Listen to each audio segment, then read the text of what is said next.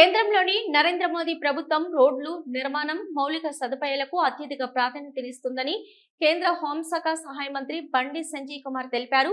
అందులో భాగంగా జాతీయ ఉపాధి హామీ పథకం కింద 31,12,00,000 రూపాయలతో కరీంనగర్ పార్లమెంటు నియోజకవర్గంలో అంతర్గత రోడ్ల నిర్మాణం జరుగుతుందన్నారు. కరీంనగర్ నియోజకవర్గం కొత్తపల్లి మండలంలోని ఖాజీపూర్లో జాతీయ ఉపాధి హామీ పథకం కింద 14 లక్షల రూపాయలతో చేపట్టిన రోడ్డును బండి సంజయ్ ప్రారంభించారు.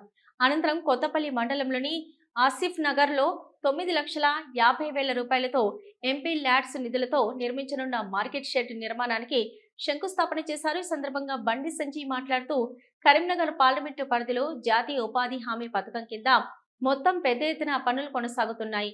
ప్రధానంగా రోడ్లను నిర్మిస్తున్నాం. ఈసారి పథకం కింద దాదాపు 31,12,00,000 రూపాయల పనులు జరుగుతున్నాయి. ఈ కొత్తపల్లి మండలంలో రోడ్ల నిర్మాణం కోసం ఈ ఏడాది 74 లక్షల రూపాయలను విడుదల చేశారు. అందులో భాగంగా కాజీపూర్లో జాతీయ ఉపాధి హామీ పథకం కింద 14 లక్షల రూపాయలతో చేపట్టిన రోడ్డును ప్రారంభించుకోవడం సంతోషంగా ఉందని పేర్కొన్నారు.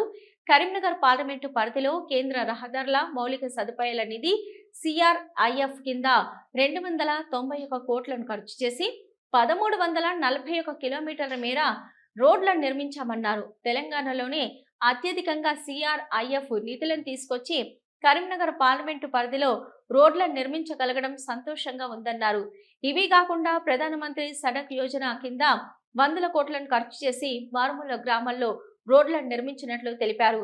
జాతీయ రహదారుల నిర్మాణం కోసం దాదాపు 5,000 కోట్లు ఖర్చు చేసినాం. కరీంనగర్ నుంచి వరంగల్, సిద్దిపేట నుంచి ఎలకతుర్తి నేషనల్ హైవేల నిర్మాణ పనులు శరవేగంగా జరుగుతున్నాయి.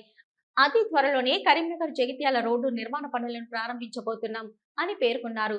ప్రయాణికులకు కలుగుతున్న ఇబ్బందులను దృష్టిలో ఉంచుకుని నేషనల్ హైవే నిధులతో రాజీవ్ రహదారిని విస్తరించేందుకు కేంద్ర ప్రభుత్వం సిద్ధంగా ఉందని చెప్పారు.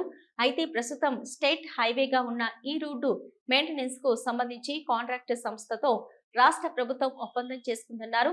సదరు కాంట్రాక్టర్ తో మాట్లాడుకొని సమస్యను సెటిల్ చేసుకొని రాష్ట్ర ప్రభుత్వం ప్రతిపాదనలు పంపితే వెంటనే రాజీవ్ రహదారిని విస్తరించేందుకు సిద్ధంగా ఉన్నామని తెలిపారు.